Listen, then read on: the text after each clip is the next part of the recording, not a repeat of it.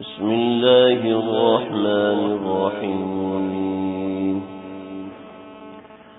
وقال اركبوا فيها بسم الله مجريها ومرساها إن ربي لغفور رحيم وهي تجري بهم في موج كالجبال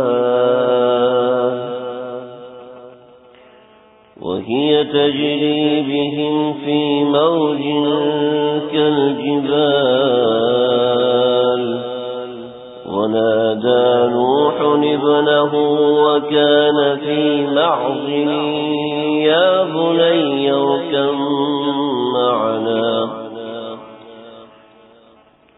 بني اركب معنا ولا تكن مع الكافرين قال سآوي إلى جبل يعصمني من الماء قال لا عاصم اليوم من أمر الله إلا من رحم وحال بينهما الموج فكان من المغرقين وقيل يا أرض ابلعي ماءك ويا سماء أقلعي وغيض الماء وقضي الأمر واستوت على الجود وقيل بعدا للقوم الظالمين صدق الله العظيم.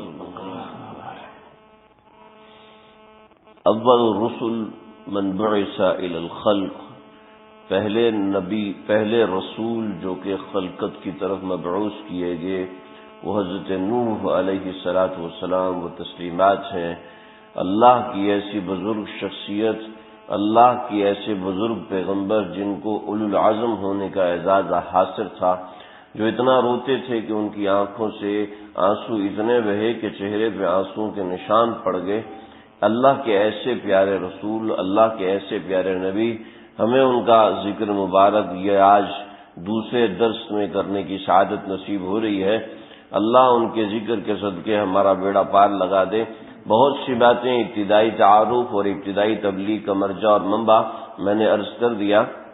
ابتدائی تبلیغ کے حوالے سے ساری باتیں تقریباً ہو گئیں. ایک عام سے روایت ہے کہ اس حضرت نوح علیہ الصلوۃ والسلام کی قوم جس کو شیطان نے گمراہ کیا، ود سواع یغوث یعوق اور نصر، ان 5 بتوں کے ذریعے سے قوم کو گمراہ کیا. لیکن قوم ایسی پختہ تھی، ان کی قوم تھی بنو راسب، لیکن ان کی قوم کے لوگ سردار اور سالار نہیں ہوا کرتے تھے، بلکہ ایک دوسری قوم تھی جو ان کے ساتھ ہوا کرتی تھی. اس کی قوم کا جو سردار تھا وہ جم الشیز تھا. اگر ہم اس کو پڑھیں کہ جمشیز آخر میں زا آتا ہے، دال نہیں آتا، تو وہ اس سے ملتا جلتا نام تھا، لیکن لکھنے میں فرق ہے کہ جم الشیز کہتے ہیں کہ سب کا سردار. یہ بہت نیک آدمی تھا اپنے زمانے کا، اور تقریباً 600 سال تک اس نے حکومت کی، اور ایسی بہترین حکومت کی. بیٹا آپ اٹھیں، آپ پیچھے آتے ہیں، پورے درس میں تنگ کریں گے، پچھلی دفعہ بھی تنگ کیا تھا.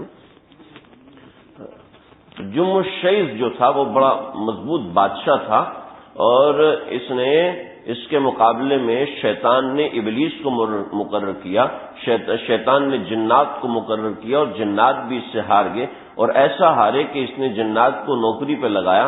سارے جنات مل کے پہاڑ توڑتے تھے، سارے جنات نے سونے کی کانیں نکالی، جنات نے مل کے اس کے لیے کام کیا، اور کام کرتے کرتے ایک زمانہ گزر گیا. پھر ایک مرتبہ تقریباً اس کو حکومت کرتے ہوئے 619 برس ہوئے. 619 برس جب ہوئے اس کی حکومت کو، تو ایسا معاملہ ہوا کہ اس کو شیطان نے آ کے بہکایا اور کہا کہ دیکھو تم جو بادشاہ ہو تم کوئی عام انسان کی طرح نہیں ہو. کبھی وہ کیسے؟ کہ دیکھو اگر تم عام انسان ہوتے تو تم بھی دوسروں کی طرح مر جاتے، جیسے دوسرے لوگ مر گئے ایسے تم بھی مر جاتے، لیکن تم تو جم و شیز ہو، یعنی سب کے سردار اور سب کے سالار ہو، تم اس سے سمجھ میں آتا ہے کہ تم کوئی انسان نہیں ہو، تم تو خدا ہو۔ اس نے یہ بات کی اور وسوسہ ڈال کے چلا گیا، اور چونکہ بادشاہ تھا اور بادشاہ کو چڑھانے والے ویسے ہی بہت سے لوگ ہوتے ہیں، تو جم و شیز کا دماغ ہل گیا اور کہنے لگا ہاں واقعتاً میں تو خدا ہوں۔ جب اس نے اگلے دن سب کو بلایا اور اپنی ربوبیت کا اعلان کیا تو بنو راشد نے اس کے اپنے قبیلے نے کچھ بھی نہیں کہا، لیکن بنو راشد نے آ کے مقابلہ کیا، اور بنو راشد نے آ کے اس کو ایسا مقابلہ کیا کہ یہ اپنے علاقے و سلطنت کو چھوڑ کے چلا گیا۔ حالانکہ اس نے جنات سے مل کر کچھ ایسے لباس بنوائے تھے جو کہ بالکل لوہے کے تھے، اور اس نے ایسے کام کیے تھے کہ جنات سے اپنا تخت اڑوایا اور ایک ہی رات کے اندر اپنے شہر سے لے کے بابل تک اڑا، جو کہ پورے 1 سال کا فاصلہ تھا، لیکن اس نے صرف 1 رات میں طے کیا، جس سے اس کو سمجھ میں آنا شروع ہو گیا کہ میں کوئی عام آدمی نہیں ہوں، میں کوئی خاص چیز ہوں، اور میں ہی خدا ہوں اور میں ہی پیدا کرنے والا ہوں، جس کا مجھے خود پتہ نہیں تھا۔ تو بنو راشد کے لوگ اس کے مخالف ہوئے اور پھر اس کو 1 سال کے اندر ہی کاٹ کے اس کو جب یہ ملا، اس کو پکڑا تو ٹکڑوں اس کو آرے کے ذریعے سے ٹکڑے کر کے ختم کیے، اور پھر بنو راشد جو تھے وہ خود اس بت پرستی کا شکار ہوئے، جس بت پرستی سے نکالنے کے لیے ان کو سیدنا حضرت نوح علی نبینا علیہ الصلوۃ والتسلیمات وہ تشریف لے کر آئے۔ تو حضرت نوح علیہ الصلوۃ والسلام نے اپنی قوم کو تبلیغ کی، کس طریقے سے کی وہ میں نے ذکر کر دیا تھا۔ یہاں سے جو میں نے آیات پڑھی اس کے پیچھے کا معاملہ یہ ہوا تھا کہ حضرت نوح علیہ الصلوۃ والسلام نے اللہ کے حکم سے ان کو تبلیغ کرنا بند کر دیا اور ایک کشتی بنانا شروع کر دی۔ جب لوگوں نے دیکھا تو کہنے لگے واہ جی واہ، ہم کہتے تھے نا کہ نعوذ باللہ یہ پاگل ہے، یہ بے وقوف ہے اور یہ دیوانہ ہے، پہلے یہ اعلانات کرتا تھا، پہلے یہ نبوت کا دعویٰ کرتا تھا، اور اب یہ جناب بڑے ہی بن گیا۔ اس سے یہ سمجھ میں آیا کہ کوئی بھی پیشہ یہ چھوٹا نہیں ہوتا اور کوئی بھی پیشہ بیکار نہیں ہوتا۔ کوئی بندہ کوئی بھی کام کر رہا ہے وہ کام بڑی نیکی کا ہوتا ہے، وہ کام اگر ایمانداری سے کیا جائے تو بڑے بھلے کا کام ہوتا ہے، چاہے مزدور ہے، چاہے کوئی ریڑھی لگاتا ہے، اور چاہے کوئی سیاستدان ہے، کوئی بھی کام ہے، کوئی بھی اچھا کام ہے، وہ اچھا کام قابل تعریف ہو سکتا ہے، شرط یہ ہے کہ اس کو ایمانداری سے کیا جائے۔ یہ صرف بات نہیں ہے کہ جناب کوئی شخص مینیجر بنے گا تو یہ معزز شعبہ ہے، کوئی دفتر میں کام کرے گا تو معزز شعبہ ہے، کوئی امام صاحب بنے گا تو معزز شعبہ ہے، اگر کوئی مزدور بھی ہے تو بھی اس کی عزت اور احترام اپنی جگہ پر ہے۔ چنانچہ حضرت نوح علیہ السلام ترخان کا کام کرتے تھے، بڑھئی کا کام، کارپینٹر کا کام کرنا شروع کیا، اور یہ شعبہ اللہ نے حضرت نوح علیہ السلام کے ذریعے سے ایجاد کروایا، ورنہ اس شعبے کا بھی کسی کو پتہ نہیں تھا۔ لوہے کا شعبہ حضرت داؤد علیہ السلام کے ذریعے سے، اس کی ابتدا حضرت آدم علیہ السلام کے ذریعے سے ہوئی، لہذا کوئی بھی کام، کسی بھی طرح کا کام، یہ کوئی شرم کا باعث نہیں ہوتا، کوئی برا کام نہیں ہوتا۔ چنانچہ حضرت نوح علیہ السلام نے کشتی بنانا شروع کی تو لوگوں نے آ کے مذاق کرنا شروع کر دیا، وہ میں ساری کی ساری بات ذکر کر چکا ہوں۔ تو اس کے بعد جب اللہ رب العزت نے بتایا حتی اذا جاء امرنا وفارت التنور، ایک تنور تھا جو کہ حضرت آدم علیہ السلام کے ذکر میں نے آپ حضرات کے سامنے ذکر کیا تھا کہ آسمان سے 30 چیزیں حضرت آدم علیہ السلام لے کر آئے تھے، اور ان میں ایک چیز تھی تنور، اور تو اللہ نے فرمایا تھا کہ اے نوح جب اس تنور سے پانی پھوٹنے لگے تو سمجھ لینا کہ ہمارا عذاب آنے والا ہے، یہ ہمارے عذاب کے آنے کی ابتدائی نشانی ہوگی۔ جب یہ تنور سے پانی پھوٹے گا تو اس وقت جانوروں کو جانوروں کی جگہ یعنی سب سے نیچے، اور انسانوں کو انسانوں کی جگہ جیسے کہ یعنی کہ درمیان میں، اور پرندوں کو پرندوں کی جگہ یعنی سب سے اوپر والے حصے میں۔ اور وہ کشتی اوپر سے کھلی ہوئی نہیں تھی، اوپر سے بند تھی، یعنی 3 منزلہ، جیسے 3 منزلہ گھر ہوتا ہے ایسے وہ 3 منزلہ کشتی تھی، اور آگے سے وہ اٹھی ہوئی تھی اور نیچے سے وہ سیدھی تھی، اور اس کا شیپ جو روایات میں آیا ہے تو اس کا شیپ جیسے آج کل کشتیاں ہوتی ہیں بالکل اس طریقے سے تکون ٹائپ اس کا شیپ تھا، اور اوپر سے تھوڑی اٹھی ہوئی، سامنے سے تھوڑی اٹھی ہوئی، اور بالکل ایسی ہی کشتی گہرے پانی میں صحیح طریقے سے چل سکتی ہے اور ہموار ہو کے چل سکتی ہے اور پانی میں لمبا عرصہ رہ سکتی ہے۔ کشتی کے چاروں طرف کالے رنگ کا تارکول لگایا گیا تاکہ پانی اس کی لکڑی کو خراب نہ کرے، گلائے نہیں۔ پھر اللہ رب العزت نے ان سب انسانوں کو اس میں بٹھایا، اور پھر ایک روایت میں آتا ہے حضرت آدم علیہ السلام کی نعش مبارک کو زمین سے نکالا گیا اور ان کو کشتی میں رکھا گیا۔ حضرت آدم علیہ السلام کی نعش مبارک اتنی بڑی تھی کہ وہ کشتی کے اندر درمیان میں رکھ دی گئی، اور مردوں کو اس کے ایک طرف رکھا گیا اور عورتوں کو اس کے دوسری طرف رکھا گیا۔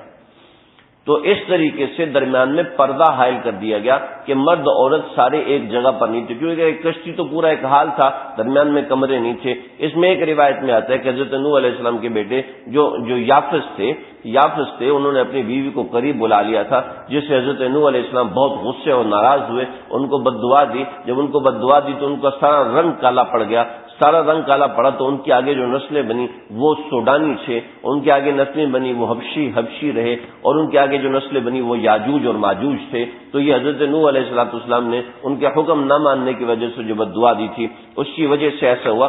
بہرحال یہ اسرائیلی روایات ہیں تو کتابوں میں بہرحال لکھی ہیں، ضروری نہیں ہے کہ یہ قابل اعتبار بھی ہوں، لیکن بہرحال اس کا وجود ضرور ہے، لیکن اس کی تائید دوسری حدیث سے ہوتی ہے، اس کا ذکر میں انشاءاللہ آگے کروں گا۔ وقال اركبوا فيها بسم الله مجريها ومرساها ان ربي لغفور رحيم وهي تجري بهم في موج كالجبال ونادى نوح ابنه۔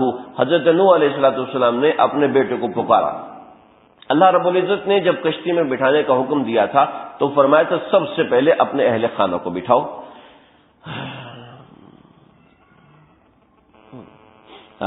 وَقُلْ نَحْمِلْ فِيهَا مِنْ كُلٍّ زَوْجَيْنِ اثْنَيْنِ وَأَهْلَكَ، سب سے پہلے اپنے گھر والوں کو بٹھاؤ اور تمام لوگوں میں سے ان کو بٹھاؤ، تمام جانوروں میں سے ان کو بٹھاؤ کہ جن کا ایک ایک جوڑا ہے۔ بعض روایتوں میں 5 جوڑے، بعض روایتوں میں 7 جوڑے، بعض روایتوں میں مختلف 10 جوڑوں کا ذکر ہے، لیکن چونکہ قرآن مجید نے کہا کہ جوڑے بٹھاؤ تو جوڑے سے سب سے پہلے ایک جوڑا مراد لیا جا سکتا ہے، اور دیگر روایتیں اگر 10 کی بھی ہیں تو ٹھیک ہے، قابل قبول ہے، اس میں کوئی حرج والی بات نہیں ہے۔ من کل زوجین اثنین واہلک، اور اپنے گھر والوں کو بٹھاؤ۔ تو گھر والوں میں سمجھ لیجئے، گھر والوں میں حضرت نوح علیہ السلام کے 3 بیٹے تھے، سام، حام اور یافس، یہ 3 بیٹے تھے۔ حضرت نوح علیہ السلام کے اس سے پہلے 2 بیٹے تھے، ایک بیٹا تھا کنان اور ایک تھا عابر۔ کنان کے بارے میں کہتے ہیں کہ کنان جو ہے وہ گمراہ تھا، وہ کافر تھا، وہ مسلمان نہیں ہوا، اور یہاں پر وہی بیٹا مراد ہے جو قرآن میں اس کا ذکر ہے۔ اور جو عابر تھا، عابر حضرت نوح علیہ السلام پر ایمان لے کر آیا تھا، اس کا نام عابر بھی تھا اور اس کا نام یام بھی تھا۔ تو اس کے 2 نام تھے، عابر بھی تھا اور یام بھی تھا۔ یہ مسلمان تھا اور ایمان کی حالت میں اس کا انتقال ہوا تھا، اور یہ اس وقت موجود نہیں تھا۔ اور جہاں تک یہاں پر ذکر ہے وَنَادَى نُوحٌ ابْنَهُ، یہ حضرت نوح علیہ السلام کے بیٹا تھا کنان، اور کنان جو تھا وہ مسلمان نہیں تھا، اور مسلمان نہ ہونے کی وجہ سے وہ کافروں کی صحبت میں رہتا تھا، لیکن چھوٹی عمر کا تھا۔ اب چھوٹی عمر کا تھا لیکن تھا بالغ، یہ پکا ہے۔ بعض لوگوں نے کہا وہ بالغ نہیں تھا، نا عمر تھا۔ حضرت نوح علیہ السلام نے یہ فرمایا کہ کم سن ہے، اور اللہ نے حکم فرمایا کہ اپنے اہل والوں کو اپنے ساتھ بٹھا لو، اور یہ حضرت نوح علیہ السلام کے ساتھ سوار نہیں ہوا۔ جب یہ حضرت نوح علیہ السلام کے ساتھ سوار نہیں ہوا تو حضرت نوح علیہ السلام نے اس سے فرمایا کہ آؤ میرے ساتھ اور اس کشتی میں اس جگہ بیٹھ جاؤ۔ تو کہنے لگا کہ نہیں، میں پہاڑ پہ چڑھ جاؤں گا۔ علماء نے یہاں مسئلہ لکھا ہے، سمجھ لیں کہ جب کوئی شخص گمراہ ہوتا ہے تو اس کی نظر سب سے پہلے اسباب کے اوپر ہوتی ہے، اور جو ہدایت دینے والا ہوتا ہے، ہدایت کے راستے پہ لانے والا ہوتا ہے، اس کی نظر اسباب پر نہیں ہوتی، اس کی نظر مسبب الاسباب پر ہوتی ہے۔ اس لیے کہ انہوں نے کہا لا عاصم اليوم من امر اللہ الا من رحم، آج کوئی بھی نہیں بچ سکتا الا من رحم، ہاں صرف وہ شخص بچ سکتا ہے جس پر اللہ رحم فرمائے۔ حدیث میں آتا ہے کہ اگر اللہ اس دن کسی پر رحم کرتا تو اس عورت پہ رحم کرتا۔ پوچھا یا رسول اللہ کون سی عورت؟ تو آپ صلی اللہ علیہ وسلم نے فرمایا کہ ایک عورت اپنے بچے کو لے کر پہاڑ پہ چڑھی ہے، لیکن پانی اس پہاڑ تک پہنچ رہا تھا، وہ بھاگ کے اس سے اونچی چوٹی پہ چڑھی ہے، پانی وہاں پر بھی پہنچ گیا، پھر اس سے اونچی چوٹی پر چڑھی تو پانی وہاں پر بھی پہنچ گیا، پھر سب سے اونچی چوٹی پر چڑھ گئی تو پانی وہاں پر بھی پہنچ گیا، تو وہ خود تو نیچے کھڑی ہو گئی اور اپنے بچے کو ہاتھ سے اٹھا کے اونچا کر لیا کہ چلو میں تو ڈوب جاؤں لیکن میرا بچہ نہ ڈوبے، میرے جیتے جی میرے بچہ میری آنکھوں کے سامنے نہ ڈوبے۔ فرمایا کہ اگر اللہ اس دن کسی پہ رحم کرتا تو اس آدمی پہ رحم، اس عورت پہ اور اس کے بچے پہ رحم کرتا۔ اس دن انا لما طغى الماء حملناكم في الجاریہ، طغى الماء، اس دن باغی پانی کے ذریعے، پانی اس دن اللہ نے باغی کر دیا تھا۔ روایتوں میں آتا ہے کہ پانی اس لیے باغی ہو گیا کہ جس فرشتے کے ہاتھ میں اللہ نے پانی کا کنٹرول دیا تھا، کیسی عاشقانہ روایت ہے، جس فرشتے کے ہاتھ میں اللہ نے پانی کا کنٹرول دیا تھا تو اللہ نے اس فرشتے کو حکم نہیں دیا، اللہ نے ڈائریکٹ پانی کو حکم دیا کہ ان کے اوپر برس جائے، ان کو غرق کر دے۔ تو پانی کو وجد آ گیا کہ آج میرے پروردگار نے خود مجھے حکم دیا ہے، اور مجھے حکم دیا تو میں اس فرشتے کا انتظار کیوں کروں؟ اس فرشتے سے پانی باغی ہو گیا، فرشتے کے کنٹرول میں نہیں رہا، اس سے پانی باغی ہو گیا، اور پانی باغی ہو گیا تو اللہ نے اس کی تعبیر فرمائی انا لما طغى الماء حملناكم في الجاریہ، کہ پانی بھی باغی ہو گیا جب اس کو اللہ کا حکم براہ راست مل گیا۔ اللہ ہمیں ایسا اپنا فرما بردار بنائے جیسے یہ پانی فرما بردار ہوتا ہے، کس کو کہتے ہیں کہ پانی پی لے اور کہے بغیر یہ ہماری پیاس کو بجھا دیتا ہے، اس لیے کہ اللہ کا امر ہے کہ تو نے پیاس بجھانی ہے، اور ہم اگر فرما بردار ہیں، ہم اگر نافرمان ہیں، مساوی ہو کہ ہماری پیاس بجھاتا ہے۔ اللہ اکبر۔ تو جو اولاد گمراہ ہوتی ہے، اور یہ سمجھیں اولاد کی عقل نابالغ ہوتی ہے، اولاد کی فہم نابالغ ہوتی ہے، اس وجہ سے وہ اپنے ماں باپ کے سامنے زبان کھول جاتے ہیں، اس وجہ سے وہ اپنے ماں باپ کے سامنے اونچا بول جاتے ہیں، اس وجہ سے وہ اپنے ماں باپ کو کہہ جاتے ہیں کہ تم لوگوں کو سمجھ نہیں ہے، تم لوگوں کو جدید ٹیکنالوجی کا نہیں پتا ہے، تم لوگ ایسے ہو ویسے ہو۔ جیسے کہ حضرت نوح علیہ السلام کا بیٹا، اللہ سبق پڑھانا چاہ رہے ہیں اولادوں کو، اللہ سبق سکھانا چاہ رہے ہیں اولادوں کو، بیٹوں کو بیٹیوں کو، کہ اپنے والدین کے سامنے کبھی اپنی عقل مت لڑانا، اس لیے کہ ان کی عقل جہاں تک پہنچتی ہے وہاں تک تمہاری عقل نہیں پہنچتی۔ اور سمجھ لینا کہ عقل ہوتی ہے 3 قسم کی۔ عقل کتنے قسم کی ہوتی ہے جی؟ 3 قسم کی۔ ایک ہوتی ہے دماغی عقل، کہ دماغ سے انسان جتنا سوچ سکتا ہے وہ کوئی زیادہ بھی سوچ سکتا ہے، کوئی کم سوچ سکتا ہے۔ کسی کی تعلیم زیادہ ہے، کسی کی تعلیم کم ہے، تو کوئی اپنی تعلیم کی وجہ سے زیادہ سوچ سکتا ہے، کوئی اپنی تعلیم کی وجہ سے کم سوچ سکتا ہے۔ کسی کا تجربہ زیادہ ہوتا ہے، کوئی ملکوں زیادہ پھرا ہوتا ہے، کسی نے لوگوں کے رویوں کو زیادہ دیکھا ہوتا ہے، کسی کو پریشانی ہوتی ہے، تو یہ عقل ہوتی ہے دماغی عقل۔ تو دماغی عقل بعض مرتبہ کسی کی زیادہ ہوتی ہے، کسی کی کم ہوتی ہے، لیکن دماغی عقل اگر کسی ایک شخص کے پاس ہے تو اتنا کافی نہیں ہوتا۔ دماغی عقل کے ساتھ دوسری عقل ہوتی ہے دل کی عقل۔ دل کی عقل اور ہوتی ہے، دماغ کی عقل اور ہوتی ہے۔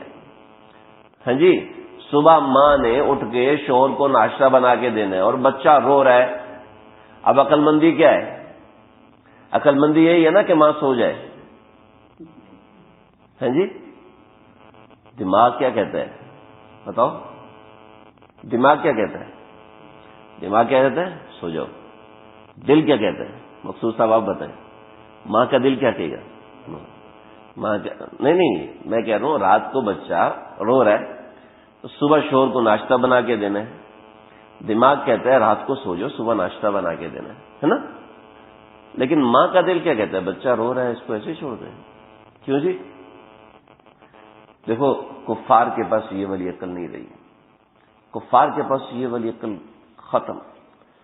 کیا بتاؤں آپ کو، سب چیزیں بتا بھی نہیں سکتا، کیونکہ کفار کہتے کیا؟ ماں باپ تمہاری ذمہ داری تھی، تمہاری ذمہ داری سے تم نے کر دیا، اب ہم سے کوئی توقع مت رکھو، ہے نا؟ یہی ہوتا ہے نا۔ ہائے، تو ایک ہوتی ہے دماغ کی عقل، ایک ہوتی ہے دل کی عقل۔ دل کی عقل دماغ کی عقل سے آگے ہوتی ہے۔ عام طور پر بڑوں کے اندر دل کی عقل زیادہ ہوتی ہے، چھوٹوں میں دل کی عقل کم ہوتی ہے۔ چھوٹوں میں کبھی کبھی دماغ کی عقل زیادہ ہو جاتی ہے اپنی جدید ٹیکنالوجی کی وجہ سے یا کسی وجہ سے، لیکن دل کی عقل نہیں۔ چنانچہ جو اللہ والے ہوتے ہیں ان کے دل کی عقل کے کیا کہنے، ان کے دل کی عقل کے کیا کہنے، اچھے خاصے پڑھے لکھے اور اچھے خاصے لکھے پڑھے، دونوں شامل کر دیتے ہیں۔ وسیم بھائی کہتے ہیں میں ایک ہوں، میں دوسرا نہیں ہوں۔ اچھے خاصے پڑھے لکھے اور اچھے خاصے لکھے پڑھے، ان کے سامنے سیٹی گم جاتی ہے۔ اور تیسری عقل ہوتی ہے، تیسری عقل کون سی ہوتی ہے جی؟ تیسری عقل ہوتی ہے روح کی عقل۔ روح کی عقل وہ اور ہوتی ہے، وہ عقل بنتی ہے ذکر اللہ کرنے سے، وہ عقل بنتی ہے فکر اللہ کرنے سے، وہ عقل ہوتی ہے نظر عبرت دیکھنے سے، وہ عقل بنتی ہے گناہ چھوڑنے سے، وہ عقل بنتی ہے صحبت میں آنے سے۔ صحبت میں آنے سے تو دل کی عقل بنتی ہے۔ تو خیر یہ بڑا نازک سا مضمون ہے، لیکن میں یہاں ذکر کرنا ضروری سمجھتا ہوں کہ یہ تینوں عقلیں ہوتی ہیں۔ شیخ الحدیث حضرت مولانا زکریہ صاحب رحمۃ اللہ علیہ بات نہیں کرتے تھے، بہت کم، تقریر بھی نہیں کرتے تھے، تقریر تو کرتے ہی نہیں تھے نا، لیکن بہت کم بات کرتے تھے، لیکن بڑے بڑے ان کے سامنے آ کے کانپنا شروع ہو جاتے تھے، بڑے بڑے ان کے سامنے آ کے اپنے آپ کو بے وقوف اور بے عقل سمجھنا شروع کر دیتے تھے۔ میں نے خود اپنے بڑے حضرت والا شیخ العرب والعجم عارف باللہ حضرت مولانا شاہ حکیم محمد اختر صاحب رحمۃ اللہ علیہ کے سامنے بڑے بڑوں کو بچہ بنتے ہوئے دیکھا۔ یقین کرنا، بڑے جس کسی نے اپنے کسی بزرگ کی صحبت پائی، بڑے بڑے ان کے سامنے بچے بن کے بیٹھے ہوتے ہیں۔ یقین کیجئے ہمارے پاکستان کے وزیر مذہبی امور اس وقت پتہ نہیں کون تھے، وہ آئے، اللہ ہمارے امتحان تھے، امتحان کے بعد حضرت والا وہاں تشریف لائے تھے، ہم اندر گئے۔ آپ یقین کیجئے کہ وہ وزیر جو تھا اس نے پتہ نہیں کتنی تباہیاں پھیری تھیں مولویوں کے خلاف۔ وہ ہمارے سامنے حضرت نے فرمایا ٹخنے اوپر کرو، بچوں کی طرح جلدی سے شلوار اپنی اوپر کی، شلوار قمیض پہنے تھے، جلدی سے شلوار قمیض اوپر کی حضرت معاف کر دے گا، معاف کرتا ہوں لیکن مجھ سے ابھی صاف کرو، حضرت ابھی کرتا ہوں۔ ایسے بچوں کی طرح باتیں مان رہا تھا حضرت والا کی کہ کیا بتاؤں، یعنی کہ حاضر منسٹر ایسا بھی نہیں ہے کہ پچھلے سال کا تھا یا پچھلے الیکشن کا تھا، تو ابھی اس میں ظاہر بات تواضع تو آنی تھی۔ تو بھائی یہ اللہ والوں کے سامنے، پاکستان میں ایک بینک ہے، بہت بڑا بینک ہے، اس بینک کے ایک بڑے آدمی، بہت بڑے، جو کہ یعنی کہ جو کہتے ہیں نا ہم تو آنکھیں دیکھ کے پہچان لیتے ہیں بندہ رکھنا کہ نہیں رکھنا، جو اپنے آپ کو اتنا سیاںا سمجھتے، اتنا سمجھدار سمجھتے ہیں کہ ہم تو گھر کا گیٹ دیکھ کے بتا دیتے بندے کا مزاج کیا ہے، ہم تو اس کے لہجے کو سن کے بتا دیتے بندہ سوچ کیا رہا ہے۔ جو اتنے زیادہ سمجھدار بنتے ہیں، ہم تو ایچ آر کے اندر اتنے ماہر ہیں اور ایسے صرف اس کے چپل دیکھ کے بتا دیں گے بندے کی شخصیت کیسی ہے، پرسنالٹی کیسی ہے، اس طرح کے کورسز بھی ہوتے ہیں۔ تو ایسے سمجھدار، میں آپ کو کیا بتاؤں، ایسے سمجھداروں کا جو سب سے بڑا تھا نا، وہ گیا ہے حضرت شیخ الاسلام مفتی تقی عثمانی صاحب کے پاس۔ جی 10 منٹ دے دیں، صرف 10 منٹ، آپ کی بڑی پیسے۔ حضرت مفتی صاحب نے اس کو 9 منٹ میں فارغ کر دیا، یعنی کہ اس کے سارے کا 9 منٹ کھڑی دیکھ کر 9 منٹ کہ جائیے۔ ایک ہمارے بزرگ ان کے پاس ایک بہت بڑے آدمی ہے، تو وہ ایسے بیٹھے تھے، کچھ نا لکھ رہے تھے، تو میں نے کوٹ پہنا ہوا تو انہوں نے بازو یہاں تک کھینچا ہوا تھا، بازو ننگا کیا ہوا تھا۔ تو آدمی کے پاس کوئی بندہ آتا ہے تو حیات ہی ہے نا، تھوڑا سا بندہ اپنے آپ کپڑے وغیرہ صحیح کر لیتا ہے، کپڑے پرانے پہن لیتے تو نئے کپڑے پہن لیتے ہیں، دوسرے کے اکرام کی خاطر۔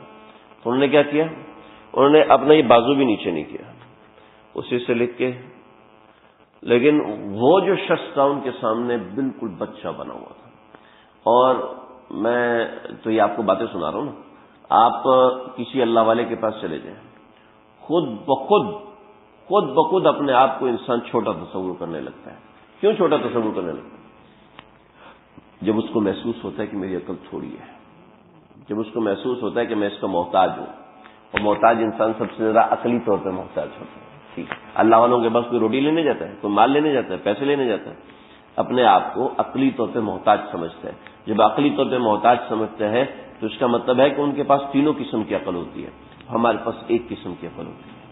اسی وجہ سے حدیث میں ہے مشورہ کیا کرو، اس لیے کہ ہو سکتا ہے کسی کے پاس روح کی عقل ہو تمہارے پاس وہ عقل نہ ہو، کسی کے پاس دل کی عقل ہو تمہارے پاس وہ نہ ہو، کسی کے پاس دماغ کی عقل ہو تمہارے پاس صرف دل کی عقل ہو۔ سمجھ رہے یہ بات؟ سمجھ رہے تو ذرا دل پہ بھی توجہ کیا کریں. یہ عقل کا دوسرا جگہ ہے، عقل کا دوسرا درجہ ہے دل کی عقل کا حاصل ہو جانا. صرف یہ ہماری تعلیم کے ذریعے سے صرف دماغی عقل حاصل ہوتی ہے، صرف نالج والی عقل ہوتی ہے. نالج والی عقل کو دماغی عقل کہتے ہیں. اور جو نالج سے بڑھ کے رشتوں کی محبت ہے، تعلقات کی محبت ہے، اور اسی میں اللہ کا تعلق آتا ہے، اس میں مخلوق کا تعلق آتا ہے. ان تعلقات کی محبت، ان تعلقات سے جو رشتہ ہوتا ہے وہ دل سے ہوتا ہے، وہ دماغ سے نہیں ہوتا. ٹھیک ہے جی. کیا بتاؤں کیا یہ آپ کا بیٹا کیوں ہے؟ کیوں آپ کا بیٹا؟ یہ بھی تو اس کے قد جتنا ہے، یہ کیوں نہیں ہے؟ وہ بھی اس کی عمر جتنا ہے، یہ کیوں نہیں آپ کا بیٹا؟ تو یہ رشتے دل کے لیے ہوتے ہیں. ٹھیک ہے. اس کو چوٹ لگے گی تو تکلیف پریشانی ہوگی ان کو، لیکن اس کو چوٹ لگے گی تو زیادہ پریشانی ہوگی. کیوں ہوگی؟ اس لیے نہیں کہ جیب سے پیسے دینے پڑیں گے، اس وجہ سے نہیں ہوتی. اس وجہ سے ہوتی ہے کہ رشتہ ہوتا ہے، رشتہ ہوتا ہے. وہ کہتے ہیں نا یار تجھے عقل نہیں ہے، تیرا سر پھٹا ہوا ہے پھر بھی تو بیٹھا ہوا ہے. عقل کا تعلق ہے، ہر تکلیف، ہر دکھ سے، ہر غم سے تعلق عقل کا ہوتا ہے. تو سمجھ لیں کہ اللہ والوں کے پاس اور جو بڑے ہوتے ہیں ان کی عقل میں یہ چیزیں زیادہ ہوتی ہیں، چھوٹوں کی عقل میں یہ چیزیں کم ہوتی ہیں. دماغی عقل بھی کم ہوتی ہے، اور دلی عقل بھی کم ہوتی ہے، اور روحانی عقل بھی کم ہوتی ہے. یہ تینوں چیزیں کم ہوتی ہیں. جب یہ تینوں چیزیں کم ہوتی ہیں تو اس لیے فرمایا کہ بڑوں کی بات مانو. من لم یرحم صغیرنا ولم یؤخر کبیرنا فلیس منا. جو ہمارے بڑوں کا احترام نہیں کرتا وہ ہم میں سے ہے ہی نہیں. سمجھ رہے جی. روحانی عقل بنتی ہے. میں انشاءاللہ اس کو اول ما خلق اللہ العقل اعجب الخلق الی اللہ العقل. اللہ نے جو سب سے عجیب ترین چیز پیدا کی ہے وہ عقل ہے. سب سے عجیب چیز وہ عقل ہے. کہ عقل کے حقائق ایسے ہیں کہ انسان نے ہوائی جہاز بنا لیا ہے. عقل کے حقائق ایسے ہیں کہ انسان یہاں سے بٹن دباتا ہے وہاں پہ کروڑوں بندے مر جائیں گے. ہے نا؟ اللہ نے انسان کو عقل. تو انسان کو ہمیشہ اپنے بڑوں کی عقل پہ چلنا چاہیے، اپنے بڑوں سے مشورہ لے کے چلنا چاہیے. ہاں جہاں صاف نظر آ رہا ہے، صاف غلطی نظر آ رہی ہے، ہاں جہاں شریعت نے ایک چیز واضح کر دی، جو بڑا اپنی عقل سے ایک چیز بتا رہا ہے، پھر اس کی بات ہم نہیں مانیں گے، پھر ہم اس کی بات کے ماتحت ہو کے نہیں چلیں گے. تو حضرت نوح علیہ السلام کے بیٹے نے یہ کیا، اور آج بھی جو بیٹا ایسا کر رہا ہے کہ اپنے بڑوں کو، جس کو اپنا بڑا بنایا ہے یا جس کو اللہ نے آپ کا بڑا بنایا ہے، اگر ان کو وہ عزت اور اکرام اور وہ مقام نہیں دے گا تو اس کی عقل میں کبھی بھی بڑھوتری نہیں آ سکتی، کبھی بھی فہم و فراست اس درجے کی حاصل نہیں ہو سکتی جو اس کو اس وقت ہونی چاہیے.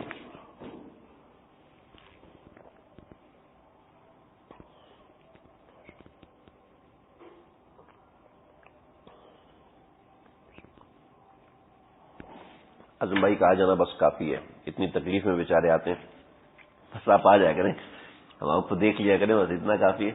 پہلے تو روزانہ ملاقات ہوتی تھی نا، چلو لیکن اعظم بھائی نے کوئی ہفتہ نہیں چھوڑا. جب نہیں آتے تو ہمیں پریشانی ہوتی ہے. کتنے بھی تھکے ہیں، کتنے بھی پریشان ہیں، ماشاءاللہ حاضری پکی ہے ان کی. اللہ ایسی جنت میں حاضر ہونا، جنت میں ملاقات اللہ تعالیٰ ایسی نصیب فرمائے. وَنَادَى نُوحٌ ابْنَهُ وَكَانَ فِي مَعْزِلٍ يَا بُنَيَّ ارْكَب مَعَنَا. اے بیٹے آ جا ہمارے ساتھ بیٹھ جا. لیکن کیا قَالَ سَآوِي إِلَى جَبَلٍ يَعْصِمُنِي مِنَ الْمَاءِ. ابا جی میں اس پہاڑ پہ چڑھ جاؤں گا، یعنی میں اسباب اختیار کر لوں گا.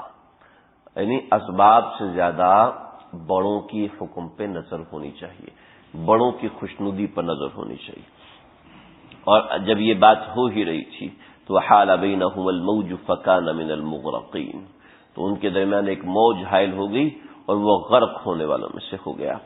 اور پھر ونادى نوح ربہ فقال رب ان ابنی من اہلی.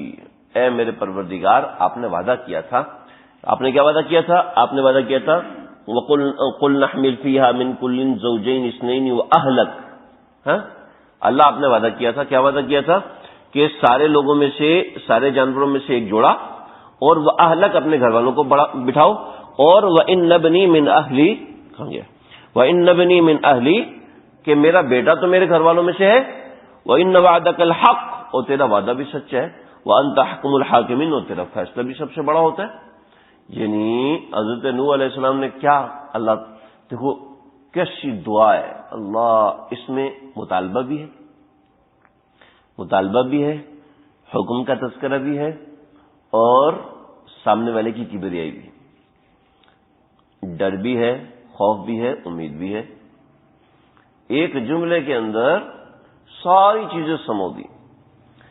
کہنے کو تو ایک جملہ ہے، لیکن حضرت نوح علیہ السلام نے کوئی ایک سیکنڈ کی دعا کی ہوگی، اور ہائے اس باپ کے دل کے کیا کہنے ہیں کہ جس کے سامنے اس کا اپنا بچہ غرق ہو رہا ہو تو کیا حال ہوگا۔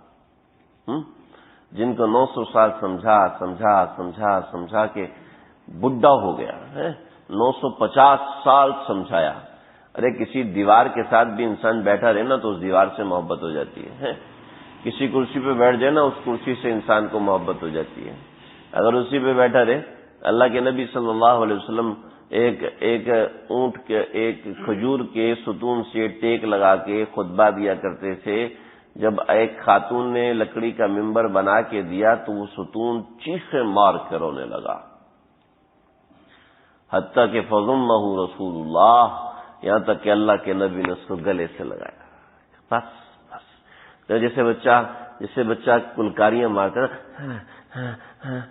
ایسے کر کے، تو ایسے اس کھجور کے تنے سے آوازیں آ رہی تھی۔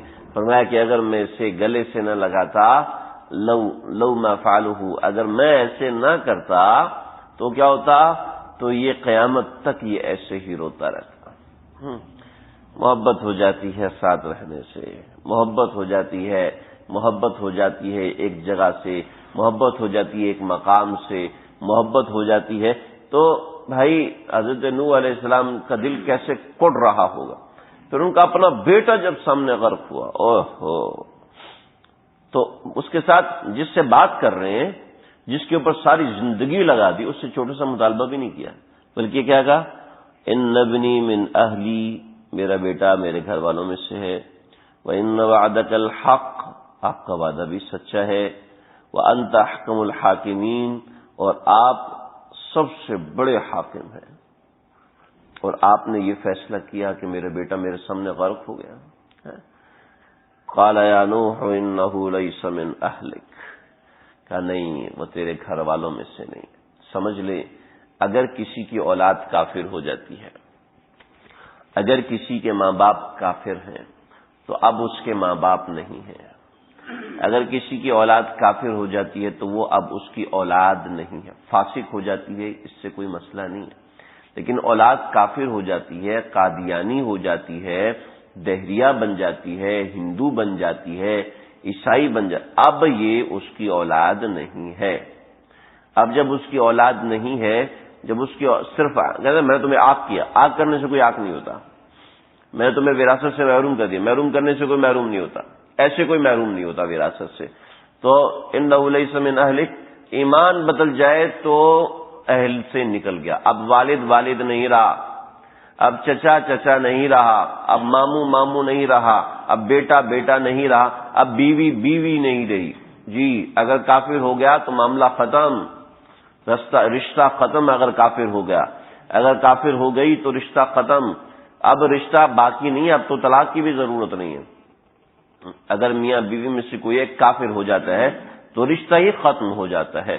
تو انہ لیس من اہلک، بہت سے مسائل متفرع ہوتے ہیں۔ بعض مرتبہ ایسی سخت بات کہہ جاتے ہیں دین و شریعت کے اوپر، دین و شریعت پہ ایسی بات کہہ دیتے ہیں کہ دائرہ ایمان سے فوراً خارج ہو جاتے ہیں اور اس کو پتہ بھی نہیں چلتا۔ اس لیے ہمارے حضرت فرماتے ہیں کہ روزانہ رات کو استغفار کر کے سونا چاہیے، روزانہ استغفار کر کے سونا چاہیے۔ چلے ایک اور عمل ساتھ بتاتا ہوں، ہمارا آج کا مضمون مختصر ہے، ایک اور عمل ساتھ بتاتا ہوں، عمل سمجھ لیں۔ حضرت ڈاکٹر عبدالحی عارفی رحمۃ اللہ علیہ فرماتے تھے کہ ہر وقت آپ اللہ سے باتیں کیا کرو، 2-4 دن آپ کو مشکل ہوگی، اپنا ہر کام دل ہی دل میں، باتیں تو ہر دم مگر آواز نہیں۔ دوستو یہ کام کرو، آپ کو اتنا دل لگے گا، اتنا دل اعمال میں لگے گا۔ جو شکوہ کرتے جی ذکر کرنے کا جی نہیں کرتا، تلاوت کرنے کا جی نہیں کرتا، اس وجہ سے شکوہ کرتے ہیں، اس لیے کہ ان چیزوں میں دل لگتا نہیں ہے۔ جب دل لگا نہیں ہے تو اس کے بعد ایسا معاملہ آگے بڑھنے کا نہیں ہوتا۔ جب دل لگنا شروع ہو جاتا ہے نا تو پھر انسان چھوڑتا نہیں ہے ان چیزوں کو۔ تو دیکھو، اپنے ہر وقت اللہ سے کانٹیکٹ میں رہا کرو، ہر وقت اللہ سے رابطے میں رہا کریں. اللہ جی درس میں جا کوئی کرم فرما دینا ہے، اللہ جی کوئی بات دل میں اتار دینا، اللہ جی میرا پیغام حضرت نوح کو پہنچا دینا کہ ہم آپ کا ذکر کر رہے ہیں، اللہ جی یہ، اللہ جی وہ. ایسے ہر بات اللہ سے کرو، ہر بات اللہ سے شیئر کرو، ہر بات اللہ سے کہو، چپ کے باتیں کریں. جب اس کا ذکر کریں تو اللہ جی میں آپ کا ذکر کر رہا ہوں، آپ کو کیسا لگ رہا ہے؟ میں آپ کی نماز پڑھ رہا ہوں، آپ کو کیسا لگ رہا ہے؟ درس کے درمیان نہ لگائیں علی صاحب، درس کے درمیان نہ لگائیں، درس کے درمیان نہ لگائیں نا. تو قرآن کی طرف متوجہ ہیں، خوشبو کی طرف کیوں متوجہ ہو جی؟ خوشبو کیا بیچتی ہے قرآن کے ساتھ؟ ہاں تو اللہ کیا کہہ رہا تھا میں؟ ہاں تو چپ کے اللہ رب العزت سے باتیں کیا کریں. چپ کے کیا سریعان بھی کر دیا کریں، اس میں کوئی شرم کی بات. اس سے دیکھیے گا زندگی میں کیسی ایسی تبدیلی آئے گی، آپ کی زندگی میں ایسی تبدیلی آئے گی کہ آپ کہیں گے جی چاہتا ہے ہر وقت نماز کے تہجد کے لیے اٹھنے کا جی نہیں چاہتا. کیوں نہیں چاہتا؟ اس لیے کہ رابطہ نہیں ہے. رابطہ ہوگا تو جی چاہے گا، تعلق ہوگا تو جی چاہے گا نا. یوں اللہ سے تعلق بنائیں. خیر میں دوسری طرف نکل گیا. تو حضرت نوح علیہ السلام نے اپنے بیٹے اللہ رب العزت سے یا نوح انہ لیس من اہلک. تو جب آدمی ایسے کرے گا تو انشاءاللہ کبھی دائرہ ایمان سے نہیں نکلے گا. جب روزانہ سونے سے پہلے کچھ دیر اللہ کو یاد کرے گا، سونے سے پہلے کیا معمول ہوتے ہیں؟ جاتے ہیں پیشاب کرتے ہیں، آگے بستر پہ سو جاتے ہیں. ٹھیک ہے، اچھی بات ہے، صحت کے لیے فائدہ مند ہے کہ پیشاب آئے تو سونے سے پہلے پیشاب کر کے سونا چاہیے. لیکن آج کل سب جگہ گرم پانی میسر ہے، وضو کر کے بستر پہ بیٹھ کے تھوڑا سا ذکر کر لیں، خوشبو لگا کے ذکر کر لیں. چلے ذکر کرنے کا موڈ نہیں ہو رہا، ٹھیک ہے، آنکھیں بند کر کے لیٹ جائیں، لیکن کچھ دیر اللہ کو یاد کریں. بستر پہ سنت کے مطابق لیٹیں تو پھر ڈراؤنے خواب نہیں آئیں گے، پھر شیطان آپ کو ڈرائے گا نہیں، بہکائے گا نہیں، پریشان نہیں کرے گا. قال یا نوح انہ لیس من، جو ایسے اللہ کو سوچتے ہوئے سوتا ہے پھر اس کے خوابوں کا تانتا بھی وہیں سے بنتا ہے. پھر اس کے خواب ایسے پاکیزہ اور ستھرے ہوتے ہیں، اللہ سے تعلق والے ہوتے ہیں. ہم تو اصلاحی بیان کو بھی یہی سمجھتے ہیں، بس ادھر ادھر کے قصے سن لے اور بس اصلاحی بیان ہو گیا. ارے دل کا تعلق اللہ سے کیسا بنا وہ بنائے. حضرت نوح علیہ السلام کا قصہ ہمیں وہ سنا رہا ہے کہ انسان جب ایمان سے نکل جاتا ہے تو اہل و عیال میں نہیں رہتا، لہذا اس کی وراثت بھی تقسیم نہیں ہوگی، اس کی وراثت بھی نہیں لے سکتا، اس کو وراثت بھی نہیں مل سکتی. اگر کسی کا بیٹا قادیانی ہے تو اس کو باپ کی وراثت میں سے کوئی 1 روپیہ بھی نہیں ملے گا. اللہ ہماری حفاظت ہم. قال یا نوح انہ لیس من اہلک، وہ تیرے گھر والوں میں سے نہیں ہے. وانہ عمل غیر صالح، اس کے اعمال اچھے نہیں ہیں.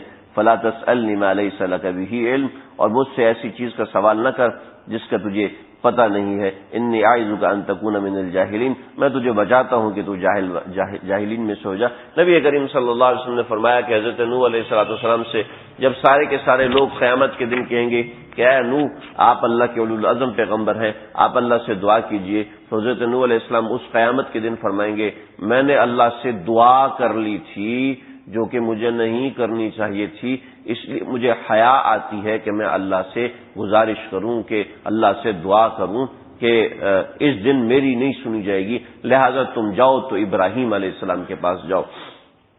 دوبارہ انی اعوذ بک ان اسألک ما لیس لی بہ علم الا تغفر لی وترحمنی اکن من الخاسرین، کہ آپ میری مغفرت کریں. فوراً اللہ سے معافی مانگی. استغفار کا مضمون آپ سنتے رہتے ہیں. پھر اللہ رب العزت نے حضرت نوح علیہ السلام پر سلام بھیجا. حضرت نوح علیہ السلام کا طوفان کتنے علاقے پہ آیا تھا؟ حضرت نوح علیہ السلام کا طوفان بعض روایت کے مطابق 1,40,000 مربع میل کے علاقے میں آیا تھا. اور یہ علاقہ بنتا ہے عراق کے کوفہ سے لے کر شام کے نینوا سے آگے جبل ابن عمر ہے، وہاں تک کا علاقہ ہے. کزری کے نام سے آج کل یہ علاقہ جانا جاتا ہے. جبل جودی تک وہ مقام ہے. یہاں تک طوفان نوح کا سیلاب آیا تھا، جو کہ دریا دجلہ اور دریا فرات کے درمیان کا علاقہ ہے.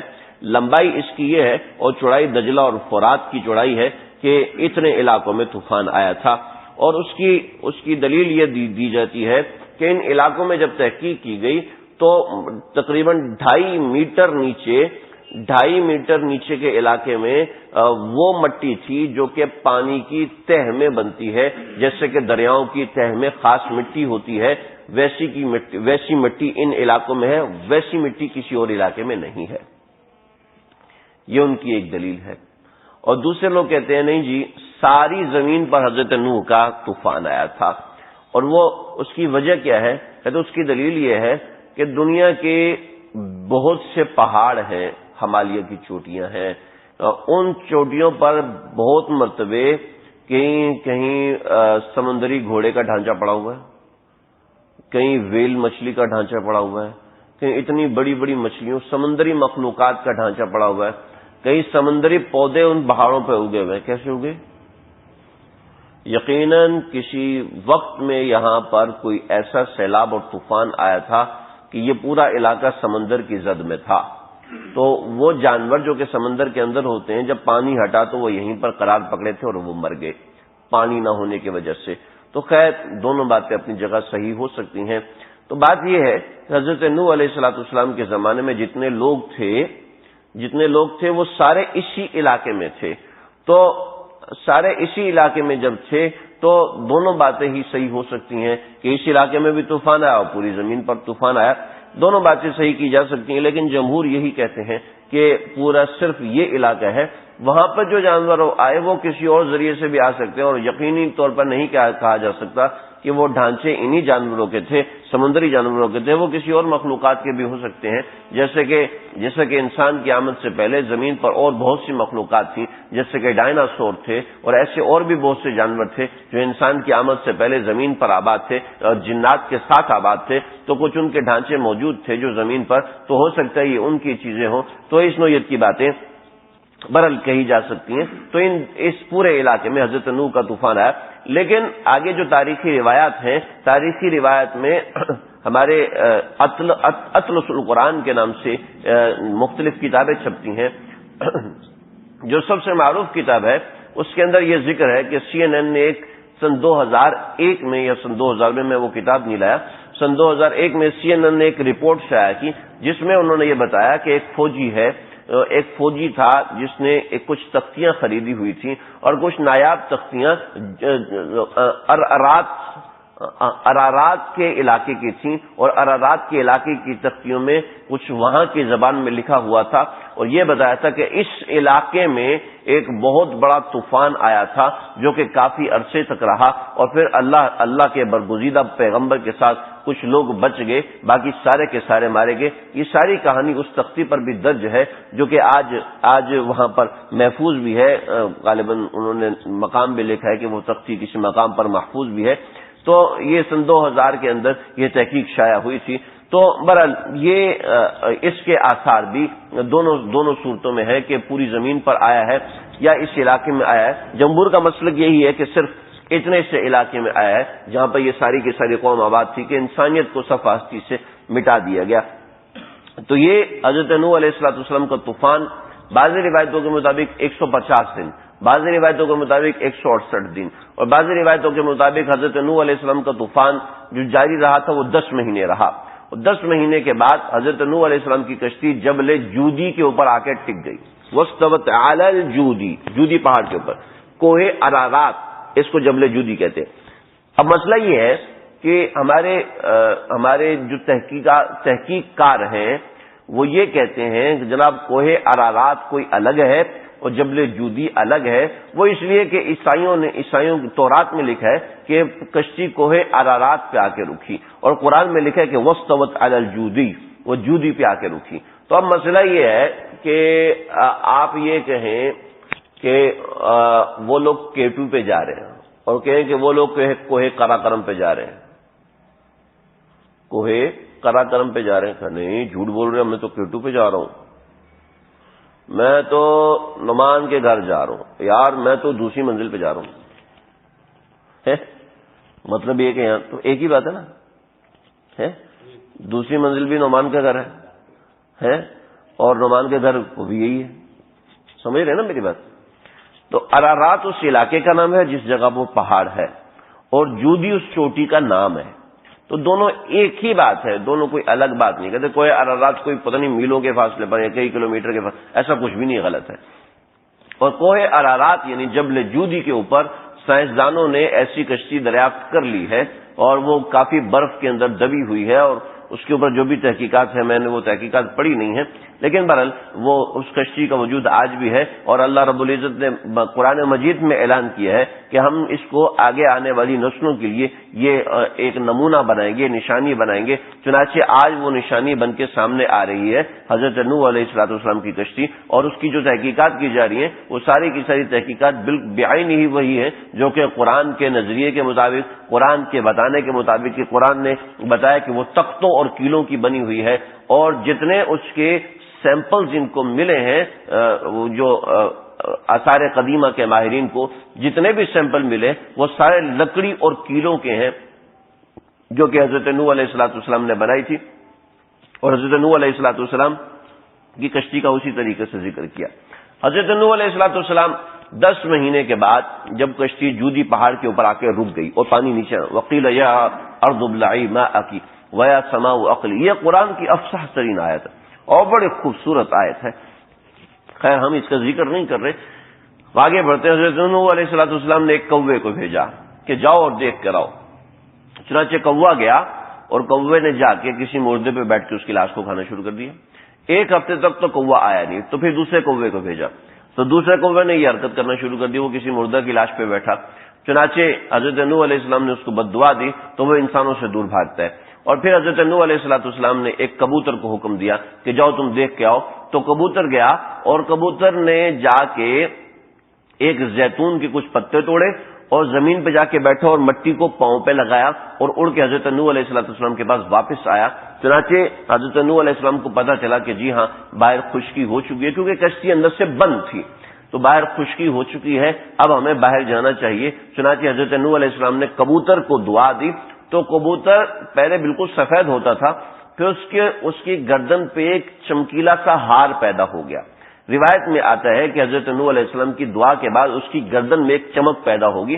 اور کوئی کبوتر کو دیکھتا ہے تو اس کی گردن کے گرد ایک ہار نما چمک ہوتی ہے، تو یہ اس دعا کا نتیجہ ہے جو حضرت نوح علیہ السلام نے دی. اور دوسری چیز یہ کہ کبوتر انسان کے ساتھ ایسا مانوس ہوا کہ برس ہا برس یعنی کئی صدیوں تک کبوتر ہی پیغام رسانی کا ذریعہ رہا کہ لوگوں کے پیغام کبوتر کے ذریعے سے جایا کرتے تھے. اور اس کو راستہ شناس ہو گیا، معاملہ شناس ہو گیا، لوگوں کو پہچاننے والا ہو گیا، پتے پہچاننے والا ہو گیا. یہ عقل اللہ رب العزت نے حضرت نوح علیہ السلام کی دعا کے ذریعے سے اس کبوتر کو عطا فرمائی. جو کبوتر پالنے والے وہ مجھے بتا دیں کہ میں صحیح کہہ رہا ہوں غلط کہہ رہا ہوں. لیکن بہرحال میں نے یہ تفسیر تبری میں اور دیگر کتابوں میں یہ لکھا ہوا ہے جس کے حوالے سے میں نے آپ حضرات کو تاریخ تبری میں یہ لکھا ہے جس کے حوالے سے میں نے ذکر کیا. تو حضرت نوح علیہ السلام یہاں پر آ کے آباد ہوئے تو اس علاقے کا نام سمانین رکھا گیا. سمانین رکھنے کی وجہ کیا تھی؟ سمانین رکھنے کی وجہ یہ تھی کہ یہاں پر جب لوگ اترے ہیں تو ایک ایسی روایت ہے جو میری نظر سے نہیں گزری، لیکن میں نے کسی زمانے میں کسی تفسیر میں وہ روایت پڑھی تھی. اب وہ روایت صحیح ہے غلط ہے لیکن مجھے اس کی ابھی اس دفعہ تصدیق نہیں ہو سکی کہ ان لوگوں نے حضرت نوح علیہ السلام کے خلاف پروپیگنڈا شروع کیا. جو چونکہ کشتی میں سوار 80 لوگ تھے تو انہوں نے پروپیگنڈا شروع کیا اور کہا کہ ہم ادھر کے خود سرداری سنبھالیں گے، حضرت نوح علیہ السلام کو ختم کر دیں گے. تو نیچے ادھر کے اللہ نے سب کی زبانیں تبدیل کر دی اور ہر ایک کو دوسرے سے بات کرنے کے لیے حضرت نوح علیہ السلام کو درمیان میں ترجمان بنانا پڑتا تھا. اب انہوں نے حضرت نوح علیہ السلام کو ختم کرنے کا پلان بنایا. یہ روایت مجھے نہیں ملی، لیکن جو دوسری روایت ہے کہ سب کشتی سے نیچے اترتے ہی سب کی زبانیں مختلف ہوگی.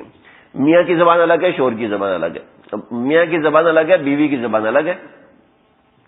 اب دونوں کو ایک دوسرے سے بات کرنی تو دونوں کو حضرت نوح علیہ السلام سے مدد لینی پڑتی.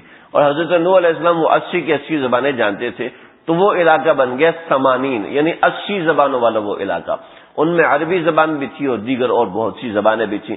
تو حضرت نوح علیہ السلام کو ہر شخص محتاج ہو گیا بات کرنے میں حضرت نوح علیہ السلام کا. چنانچہ وہ حضرت اس جگہ کا نام سمانین پڑ گیا. اور پھر حضرت نوح علیہ السلام کا اسی علاقے میں انتقال ہوا. یہ شام کے علاقے میں کزری کا علاقہ جبل ابن عمر کے ساتھ کچھ علاقہ ہے، میں نے پچھلے درس میں آنے سے پہلے اس کی کچھ نقشے وغیرہ واٹس ایپ پہ سب ساتھیوں کو بھیجے تھے، تو وہ کچھ اس کے نقشوں کی نشاندہی ہے، اس کے اندر زبانی نہیں سمجھائے جا سکتے. تو کجری کے علاقے میں یہیں حضرت نوح علیہ السلام انتقال فرما گئے اور یہیں پہ ان کی قبر ہے. تو کجری کے مقام پر ایک قبر بنی ہوئی ہے جو کہ بہت طویل قبر ہے، جو منسوب کی جاتی ہے کہ یہ کرک کا مقام ہے اور کرک نوح ہے، کرک نوح ہے.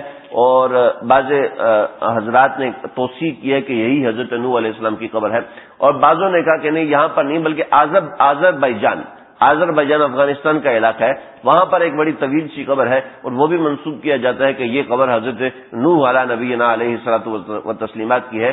لیکن تیسری روایت ہے، وہ ان روایات کی نسبت کچھ زیادہ مضبوط ہے کہ حضرت نوح علیہ السلام بقیہ زندگی کعبۃ اللہ میں آگے اور ساری کی ساری بقیہ زندگی کعبۃ اللہ میں گزاری، اس لیے کہ تمام انبیاء نے حج کیا ہے اور تمام انبیاء نے عمر کے آخری حصے میں حج کیا ہے. تو اس سے یہی سمجھ میں آتا ہے کہ حضرت نوح علیہ السلام تو شام یا آذربائیجان یا لبنان ان سب علاقوں سے گزرتے ہوئے مکہ شریف آئے ہوں گے اور اپنی بقیہ زندگی یہیں پر گزاری ہوگی اور یہیں پر ان کا انتقال ہوا ہوگا، اس لیے کہ آگے پیچھے ان کا سفر کرنا زیادہ منقول نہیں ہے. تو حضرت نوح علیہ السلام جہاں بھی رہے برحال، اور ان کا انتقال کعبۃ اللہ میں ہوا، اور آج جو مطاف کی جگہ ہے یہیں پر حضرت نوح علیہ السلام کو دفن کیا گیا تھا. حضرت آدم علیہ السلام کو جو کشتی میں ساتھ سوار کیا تھا، تو حضرت آدم علیہ السلام کو کشتی سے اتارنے کے بعد حضرت آدم علیہ السلام کو بیت المقدس کا، جہاں ہیکل سلیمانی سے لے کر بیت المقدس ہے، وہاں تک حضرت آدم علیہ السلام کو دفن کیا گیا تھا. چنانچہ یہ روایت بھی اس کے ساتھ ہے. البتہ ان کی نعش مبارک کے کوئی آثار اور ظاہر قرائن وہاں پر کچھ ایسے ہی ہے ہی نہیں. لیکن حضرت اسماعیل کے بارے میں تو یہ پکا منقول، حضرت حاجرہ کے بارے میں تو پکا منقول ہے کہ حتیم کے مقام پہ ان کو دفن کیا گیا تھا، لیکن ان کی نعش مبارک کا وہاں وجود نہیں. لیکن روایات اپنی جگہ پر مضبوط ہیں. حضرت نوح علیہ السلام کی 3 اولادیں تھیں، سام، حام اور یافس. حضرت نوح علیہ السلام کی جو اولاد تھی سام سے عرب لوگ پیدا ہوئے. یہ روایت میں آتا ہے، حدیث میں آتا ہے سام سے عربی لوگ پیدا ہوئے، اور سام سے ہی یہ یمنی لوگ، اور ہم لوگ بھی یمن کے پیچھے آتے ہیں، یعنی کہ پاکستانی، ہندوستانی، یہ آگے چل کے سارے حضرت سام کی اولاد ہیں. حضرت سام کی اولاد یہ سارے عربی اور پاکستانی، یہ سارے. دوسرے ہوتے ہیں، دوسرے جن لوگوں کی شکل تھوڑی سی مختلف ہوتی ہے، جیسے چائنیز ہوتے ہیں، جیسے ترکی ہوتے ہیں، جیسے کہ رومی ہوتے ہیں، ان کی آنکھوں کا رنگ مختلف ہوتا ہے، جو کہ انگریز ہوتے ہیں، یہ ہم لوگوں سے بالکل مختلف شکل ہوتی ہے ان کی. چائنیز ان کی ہم سے شکل بالکل مختلف ہوتی ہے. تو یہ جو ہوتے ہیں یہ حام کی اولاد میں سے ہیں، حام کی اولاد میں. اور تیسری قسم کی شکل ہوتی ہے سوڈانی ہوتے ہیں، یا یاجوج اور ماجوج ہیں، یہ سب یافس کی اولاد ہیں. یہ ایک روایت ہے سعید ابن المسیب رحمۃ اللہ علیہ کی، اور روایت ہے سیدنا ابو ہریرہ کی، اور روایت ہے حضرت عباس رضی اللہ عنہ کی، اور روایت ہے. بہرحال مختلف روایتیں ہیں، یہ ایک روایت میں نے اس میں سے نقل کی ہے. لیکن بہرحال جو اولاد چلی وہ حضرت نوح علیہ نبینا علیہ الصلوۃ والسلام انہی میں سے چلی. بعضی کہتے ہیں نہیں، حام کی اولاد 3 تھیں، بقیہ 2 بیٹوں کی جو اولادیں تھیں وہ تو ہوئی ہیں، جیسے یاجوج اور ماجوج، وہ اس وقت موجود نہیں ہے ہمارے سامنے. لیکن جو اصل تھے وہ یہ تھے، سام کی اولاد میں سے 3 لوگ تھے. 3 بیٹے تھے سام کے، اور ایک بیٹا تھا فارس، دوسرا بیٹا تھا عرب، اور تیسرا بیٹا تھا روم. تو روم سے سارے رومی چلے، فارس سے سارے فارسی چلے، اور عرب سے سارے عرب چلے، اور ادھر اسی سے ہندوستان اور بنگلہ دیش یہ سارے لوگ پیدا ہوئے. اور پھر اپنی اس چیز کے اثرات بھی اپنی نسل کے اوپر ان کے منتقل ہوتے رہے. لیکن بہرحال یہ مختلف روایات ہیں جن کا خلاصہ میں نے آپ حضرات کے سامنے عرض کر دیا. اللہ تعالیٰ حضرت نوح علیہ السلام کا انتقال کتنے برس کی عمر میں ہوا ہے میں پیچھے ذکر کر چکا ہوں. صحیح قول جو ہے وہ یہ ہے کہ 1050 سال حضرت نوح علیہ السلام کی عمر مبارک رہی ہے. 1050 سال، 50 سال کی عمر میں نبوت ملی، اور 950 سال نبوت کو نبھایا، اور 50 سال بعد طوفان کے بعد زندہ رہے. اور جو ٹوٹل عمر دیگر روایات کے مطابق آتی ہے، جو زیادہ حد کی جائے تو وہ اس طریقے سے کہ ان حضرت نوح علیہ السلام کی عمر 1780 برس رہی ہے، یعنی تمام انبیاء میں سب سے بڑی عمر ہے کہ بعض روایت کے مطابق ان کو جو نبوت ملی ہے وہ 480 برس کی عمر میں ملی ہے، اور 480 برس عمر رہی، اور اس کے بعد 950 سال انہوں نے تبلیغ کی، اور پھر اس کے بعد 350 سال تک زندہ رہے۔ تو اس طریقے سے 1780 برس تک حضرت نوح علیہ السلام زندہ رہے۔ بہرحال یہ حضرت نوح علیہ السلام کی کچھ تاریخ تھی جو کہ قرآن میں تقریباً 43 مقامات پر منقول ہے، اللہ رب العزت نے ذکر فرمائی ہے، جس کا ہم نے کچھ تھوڑا بہت ذکر کیا ہے۔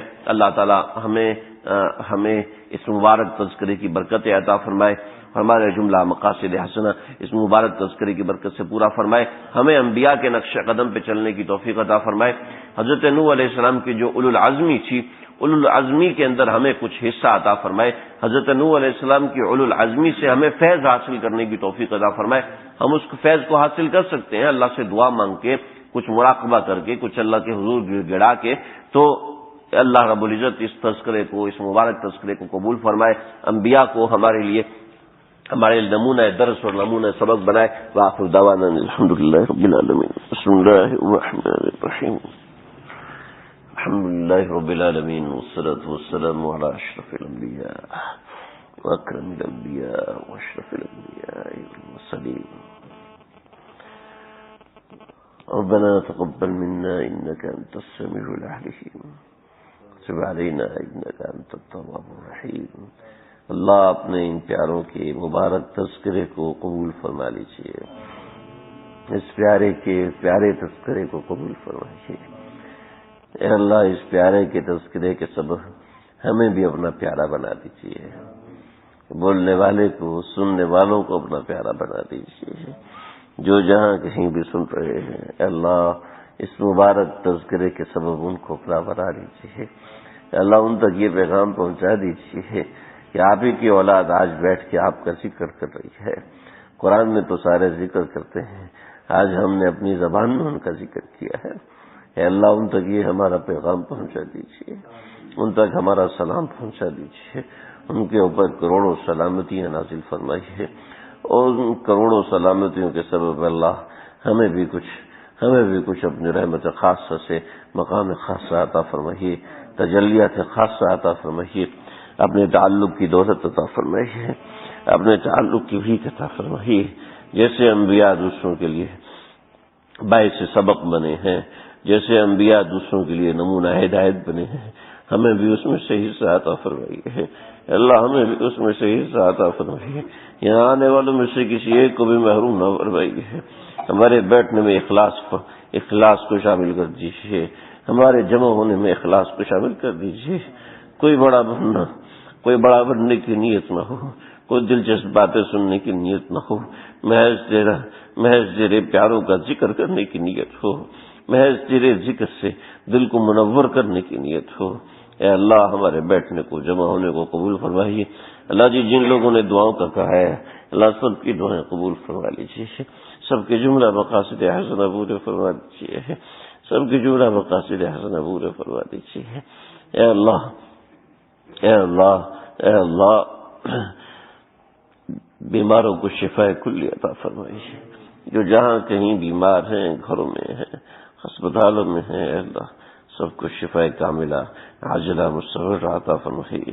جن کے پاس علاج کے پیسے نہیں اے اللہ ان کو اپنے فضل سے اے اللہ وہ مدد عطا فرمائیے جس کی ان کو ضرورت ہے۔ اے اللہ جو گھروں میں بیمار ہیں، ہسپتالوں میں بیمار ہیں، اے اللہ سب کو شفا کلی، شفا کاملہ عاجلہ مستمر عطا فرمائیے۔ اے اللہ ہمارے فاروق بھائی کی اہلیہ کو صحت کلی، صحت کاملہ عاجلہ مستمر عطا فرمائیے۔ اے اللہ ہمارے نعمان بھائی کے بیٹے عبداللہ کو، حسن کو صحت کلی عطا فرمائیے، کہ والدہ محترمہ کو صحت کاملہ عاجلہ مستمر عطا فرمائیے، کہ والد صاحب کو صحت کلی عطا فرمائیے۔ اے اللہ جو بے اولاد ہیں نرینہ صالح اولاد کی دولت سے نوازیے۔ اے اللہ جو اولاد والے ہیں ان کی اولاد کو فرما بردار بنائیے۔ اے اللہ جو اولاد والے ہیں ان کو اپنی اولاد کی تربیت کرنے والا بنائیے، اولاد کو وقت دینے والا بنائیے، اولاد سے بات چیت کرنے والا بنائیے، اولاد سے باتیں پوچھنے والا بنائیے، اولاد پہ نظر رکھنے والا بنائیے۔ اے اللہ ہمارے عاصم بھائی کو نرینہ صالح اولاد کی دولت سے نواز دیجیے۔ اے اللہ ہمارے خالد بھائی کے جملہ مقاصد حسنہ پورے فرما دیجیے۔ بے روزگاری ہے، اللہ روزگار عطا فرما دیجیے۔ اے اللہ ہمارے ڈاکٹر خالد، اے اللہ وہ کسی شخص کی وجہ سے پریشان ہیں، اے اللہ ان کے دل میں رحم اور محبت ڈال دیجیے، ان کے دل میں رحم اور محبت ڈال دیجیے، اپنے تعلق کی دولت ڈال دیجیے کہ وہ دوسرے پہ ظلم نہ کرے۔ اے اللہ ان کے جملہ مقاصد حسنہ پورے فرمائیے، اولاد کو نیک صالح بنائیے، حافظ قرآن بنائیے، عالم دین بنائیے۔ اللہ ہم سب کو اپنی اولاد کی تربیت ایسا کرنے والا بنا دیجیے کہ ہمارے لیے ذخیرہ آخرت بن جائے، ہمارے لیے آخرت کا ذخیرہ بن جائے۔ اے اللہ وقت مختصر مانگنا نہیں آتا، جو نہیں مانگا وہ بھی دے دیجیے، جو مانگا ہے وہ تو دے ہی دیجیے، جو نہیں مانگا ہے اللہ وہ بھی عطا فرمائیے۔ ہر وہ چیز جو ہماری عافیت کے لیے خیر ہے، ہماری عافیت کے لیے بہتر ہے، اللہ وہ ہم سب کو عطا فرمائیے۔ گناہوں سے بچنے والا بنائیے، گناہوں سے نفرت شدید عطا فرمائیے۔ اللہم باعد بینی و بین خطایا کما بعدت بین المشرق والمغرب۔ اے اللہ ہمارے اور گناہوں کے درمیان مشرق و مغرب کا فاصلہ فرما دیجیے، ہمارے اور گناہوں کی چاہتوں کے درمیان مشرق اور مغرب کا فاصلہ فرما دیجیے۔ اے اللہ تجھ سے ڈرنے والا، اے اللہ تجھ سے ڈرنے والا دل ہو، اے اللہ تجھ سے ڈرنے والی سوچ ہو، اے اللہ تجھ سے ڈرنے والی عقل ہو، اے اللہ تجھ سے ڈرنے والا مزاج ہو، تجھ سے محبت کرنے والا دل ہو، تجھ سے محبت کرنے والی زبان ہو، تیری محبت میں بہنے والی آنکھ ہو، تیری محبت میں بولنے والی زبان ہو، تیری محبت میں تڑپنے والا دل ہو، اے اللہ تیری محبت میں کانپنے والا جسم ہو، اے اللہ تیری سامنے کھڑے ہونے والی نماز ہو، اے اللہ تیرے سامنے سجدہ کرنے والا سر ہو۔ اللہ ہم سب کو یہ ساری دولت عطا فرما دیجیے جو آپ نے انبیاء کے سینوں میں بھرا تھا، جو آپ نے اولیاء کے سینوں میں بھرا تھا۔ اے اللہ اس کا کوئی ذرہ ہم کو بھی عطا کر دینا، اس کا کوئی ذرہ ہم کو بھی عطا کرتے ہیں۔ کیا کہے مانگتے ہوئے شرم آتی ہے، یہ منہ اور کتنی بڑی بڑی چیزیں مانگ رہے ہیں، اعمال کیسے اور چیزیں بڑی بڑی، اعمال چھوٹے چھوٹے، مطالبے بڑے بڑے، ہاتھ چھوٹے چھوٹے، تقاضے بڑے بڑے، دل چھوٹا سا ہے، خواہشیں بڑی بڑی۔ اے اللہ کیا کرے، تیرے بندے ہیں، کہاں جائیں، تیرے علاوہ کسی سے مانگ نہیں سکتے، تیرے علاوہ کوئی اور دے نہیں سکتا۔ اے اللہ ہم سب کو اپنے قرب کی دولت عطا فرمائیے۔ اللهم ربنا تقبل منا انك انت السميع العليم وتب علينا انك انت التواب الرحيم، وصلى الله تعالى على خير